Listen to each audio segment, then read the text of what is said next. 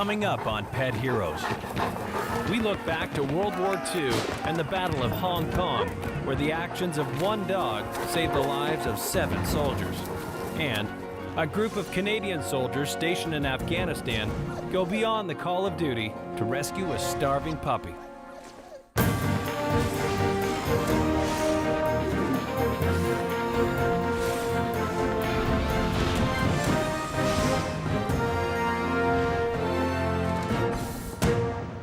I'm Jason McCoy, and welcome to Pet Heroes. The use of animals in military conflict spans throughout our history. But how was that bond between humans and animals tested during these difficult times? Today we look at soldiers past and present and the animals that had an impact on them.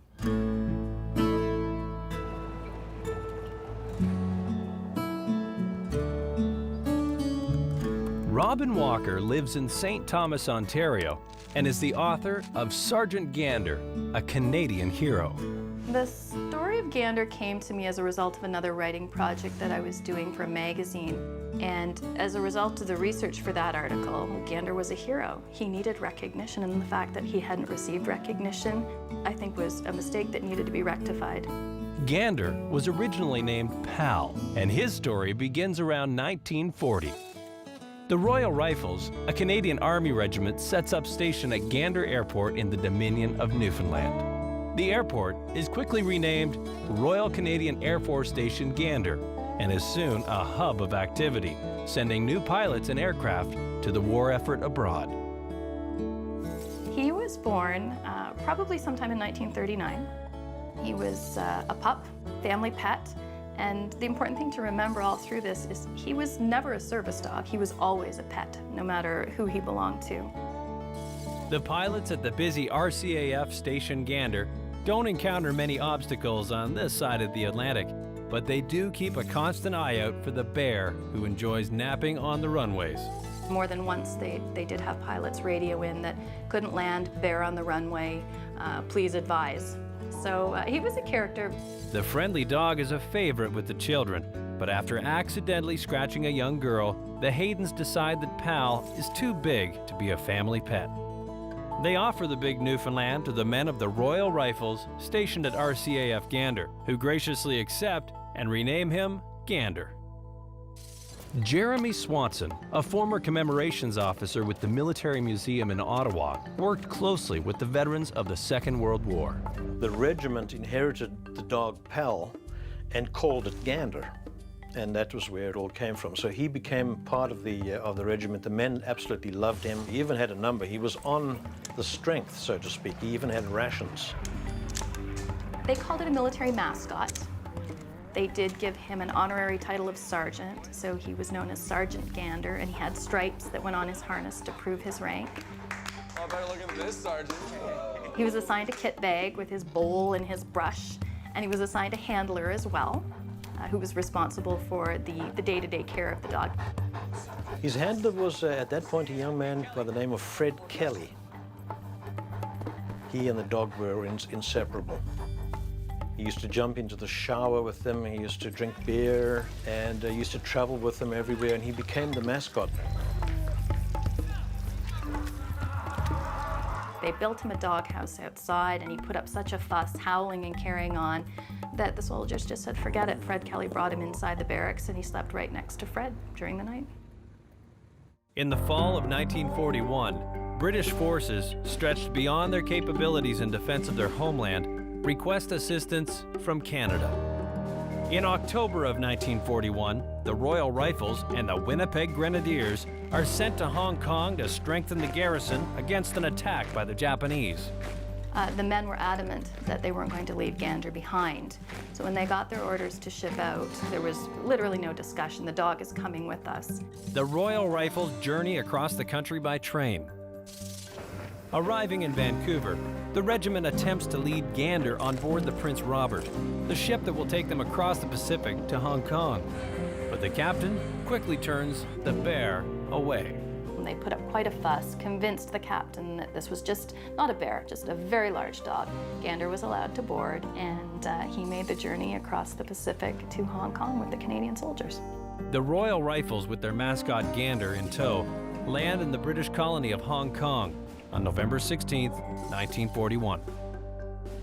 They had very little training, but they were all completely fitted out, and they helped the Hong Kong garrison's morale tremendously because they saw these young, fit men turning up with their dog in the front.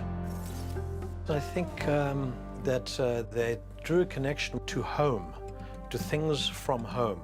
I think they recognized in him their own pets, perhaps, and they recognized somebody who was loyal and devoted and dedicated to them. And there was definitely a connection between the dog and the men as to normality. Kelly McMillan is a clinical counselor who works closely alongside military personnel to assist soldiers who have experienced trauma. A dog particularly is an instant source of calm and soothing and nurturing. A lot of people who've been deployed get into a constant state of hyperarousal, so they're constantly on alert and they don't know how to come down again.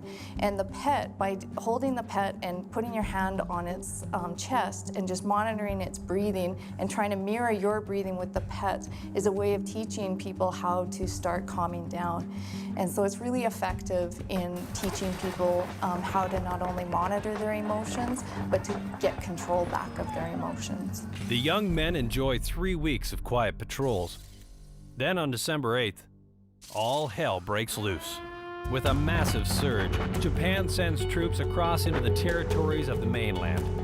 Indian and British troops are pushed back rapidly, and within days, their backs are against the sea of the Kowloon mainland coast. By December 13th, all of the mainland troops have pulled back to Hong Kong Island itself. Now, Gander was already on the island. He was with C Company of the Royal Rifles. The Royal Rifles were charged with protecting a certain section of the island called the Limoon Gap, which is one of the smallest gaps between the island and the mainland. I mean, there were literally thousands and thousands of Japanese crossing that channel of water. And C Company, where Gander was located, felt the full brunt of that invasion force. Well, Gander immediately, he understood at this point that the Japanese were the enemy. Outnumbered and outgunned, the brave men of the Royal Rifle C Company are quickly losing ground on the last piece of land they have to defend. After the break, the Royal Rifles continue losing ground until one of them is forced to make the ultimate sacrifice.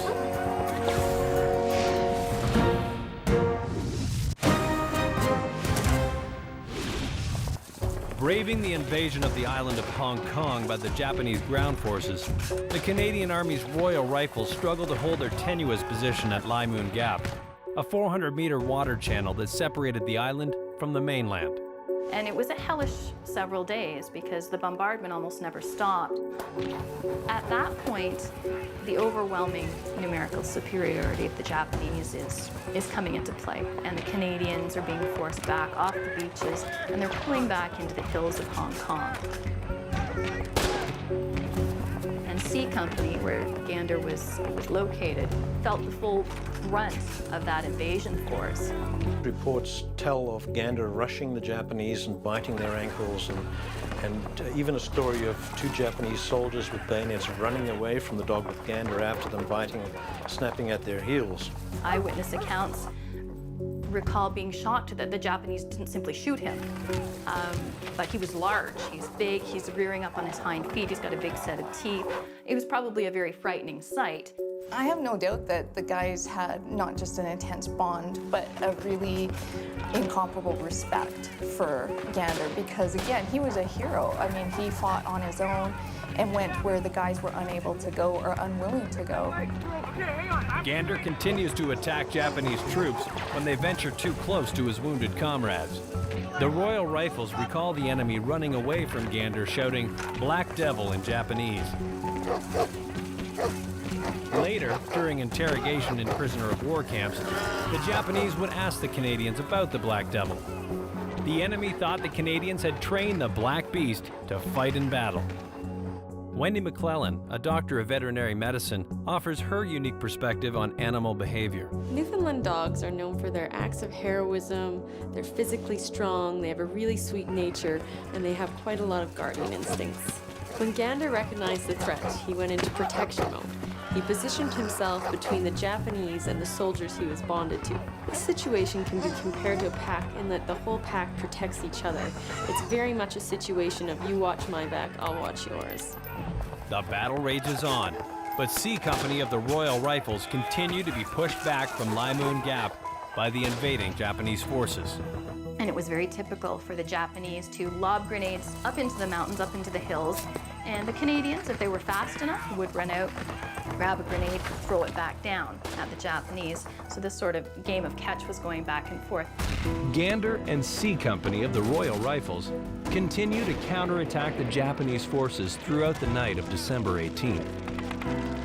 As day breaks, Gander and a group of wounded Canadian soldiers recover and regroup following a failed attempt to retake a fortification on high ground the night before. Suddenly, a grenade lands in front of the wounded men. They can't get away. They're looking at this thing and, a grenade. And the soldiers know they can do nothing to get away from it. What they saw out of nowhere came a black blur, which was Gander. He came charging out, gathered the grenade in his mouth, and took off with it.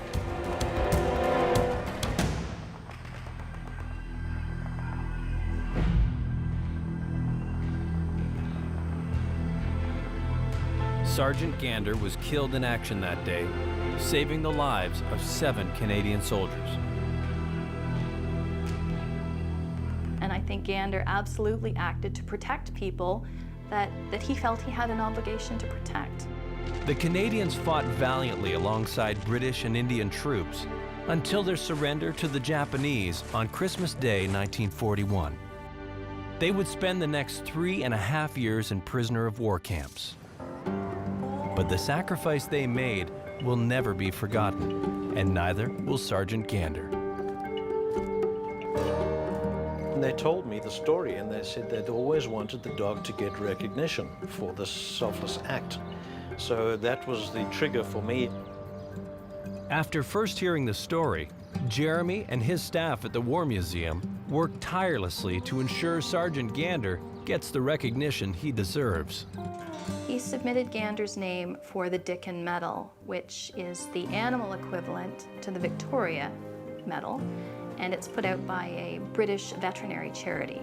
They hadn't received an application for the Dickin Medal in over 50 years, so they were absolutely shocked to get Jeremy's application. But after looking it over, they said, absolutely, this dog is deserving of our medal. There are children, grandchildren, great-grandchildren who wouldn't be here today had those men not been saved. So I don't think there's any denying that Gander's a hero. He gave his life for people who loved him and for people he loved. Next, Canadian soldiers posted in Afghanistan rescue a stray puppy, as he in turn becomes one mother's symbol of hope.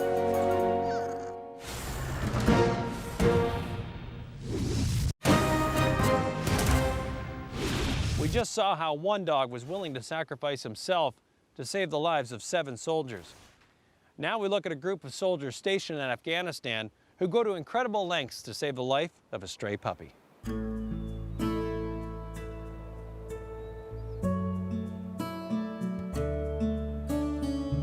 Robin Roy Hampton lives on a farm in southern Saskatchewan with her husband and their 3 dogs. Living in rural Saskatchewan, it's a farm life. It's a very quiet life. Small town, very friendly town, great place. Robin's dogs have spent their whole lives on the farm, but Guts is another story, and he came a long way to be here. Guts belongs to Robin's son, a private in the Canadian military whose section had found Guts while stationed in southern Afghanistan.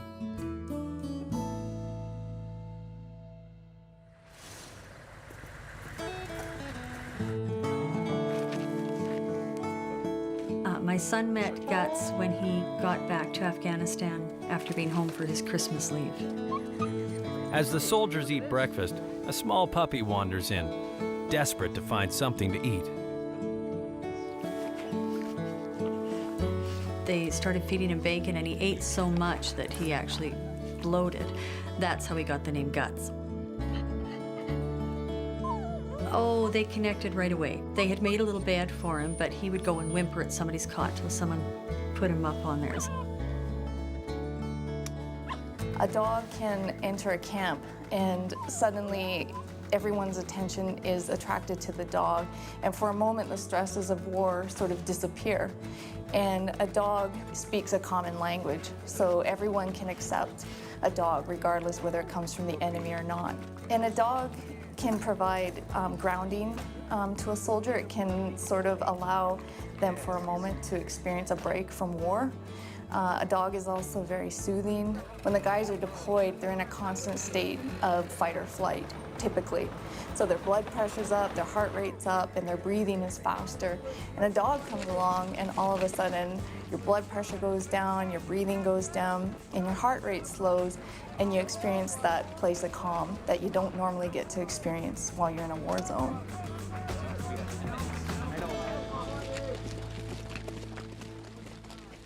During times of stress, animals can be so important. They provide a non-judgmental presence, constant companionship, and physiologically, even by just petting them, it reduces cortisol and blood pressure, having a real calming effect on the soldiers. As they begin their journey to Kandahar City, the soldiers must decide what to do with Guts. They know if they leave him behind, he won't survive. The next group that was coming in would have had to do away with him. So they decided they would throw him in their backpack, and away they went. They knew that their tour was going to be up in a couple of months, and if they wanted to get him home, they were going to have to get things rolling. And at that time, they were in Kandahar City, and they weren't supposed to have dogs there, and there were a lot of diseases, too, with dogs. The survival rate is very low. Taking you home. Albert Wong is a retired lieutenant commander with the Canadian Armed Forces living in Mississauga. Albert's own dog, Wutan, was rescued from Afghanistan, an event that prompted him to volunteer with Nowzad Dogs, an organization dedicated to helping soldiers get their pets out of war zones. We've had about 8 dogs come back now, and 1 cat. It is an underground railway of pets. I feel like one of those, you know, I show up at the airport and they say, I'm receiving a dog. Their lives are literally in a balance. You know, if we did not do the paperwork right, or if we had a missed connection somewhere, imagine they're stuck in Islamabad in an airport holding area in that heat and humidity. So their lives are in a balance. The process of hiding Guts becomes more and more difficult every day, as the soldiers' families work with Albert and Nowzad Dogs to raise the money to bring Guts home. I need you down at watering hole 5. My son and the other soldiers were willing to pay it all themselves, but they thought, well, any help they can get. And it was amazing. People from all over the world that sent in funds for him. It was great. The guys would take a risk to keep the animal with them because of the rewards the animal brings to them in terms of comfort, security, but also it's a bit of fun. So there's a bit, these guys like a challenge, and it's a challenge trying to hide the pup or to try to figure out ways to outsmart superiors to make sure that they keep the puppy, you know, hidden away if necessary. It becomes fun, and it becomes another team activity. And it's kind of neat to see the guys rally together to strategize how to, you know, make sure that the animal stays part of their team. Having finally raised enough money to bring Guts home, the soldiers decide it's time for the young puppy to begin his long journey. They entrust him to a local taxi driver, who will then transport him to Kandahar Airfield, where he'll be checked out by a veterinarian before being put on a flight to Kabul, just one of many stops to come. We booked him on a flight from Kabul to Islamabad. Someone else met him, took him into a shelter in Islamabad, and again the veterinarian had to look through it and look him over, make sure he validated all his vaccinations, and created a new set of documents that the Pakistani airport authorities would recognize. Once we had all that done, we then booked him on a flight, and there's a direct flight from Islamabad to Toronto. And then we called Mom, and said, "We have your puppy, your son's puppy." Robin flies in from Regina, eager to meet up with Guts, and escort him on the last leg of his journey home. I had a distinct feeling that for her it was like her son, a part of her son experience had come back to her. It was very emotional. My son was still in Afghanistan and still had a little over a month to go. But it was like having just a little bit of him back again. It was very emotional. After a long and harrowing trip, Guts finally arrives in Saskatchewan, where he waits to be reunited with the soldiers as they finish their tour of duty in Afghanistan. Seeing Guts return home, that's going to be a really important connection for the soldier when he comes home to the memories of war, both positive and negative, and really it represents a success of his mission. No matter how bad things were, Guts is something positive that came out of that deployment and something he'll have for many, many years to come, and that's something really special. I think, of course, the soldiers were heroes just to take the time and the effort to get Guts home. And Guts was a hero for them. Just by being himself. Give them something else to think about. The bond established between humans and animals during wartime is a sacred and beautiful thing. Thanks to the heroic efforts of the soldiers stationed in Afghanistan, Guts no longer has to beg for his meals. And Sergeant Gander will always be remembered for the heroic efforts that saved the lives of 7 soldiers during the Battle of Hong Kong.